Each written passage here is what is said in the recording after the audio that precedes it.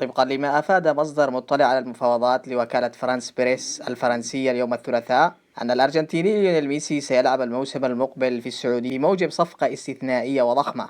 وقال المصدر الذي طلب عدم الكشف عن اسمه لأنه غير مخول الحديث للإعلام: صفقة ميسي تمت وسيلعب في السعودية الموسم المقبل. وتابع: العقد استثنائي، إنه ضخم ونحن بصدد إنهاء بعض التفاصيل الصغيرة. من جهته أفاد ناديها الفرنسي باريس سان جيرمان وكالة فرانس بريس في شكل منفصل أن عقد بطل العالم البالغ 35 عاما ما يزال ساريا حتى 30 يونيو المقبل. وقال مصدر ثاني في النادي الفرنسي: لو كان النادي يريد تجديد عقده لفعل ذلك في وقت مبكر. ويأتي وصول ميسي للسعودية بعد أشهر من وصول منافسه وغريمه البرتغالي كريستيانو رونالدو الذي انضم لنادي النصر في يناير الماضي.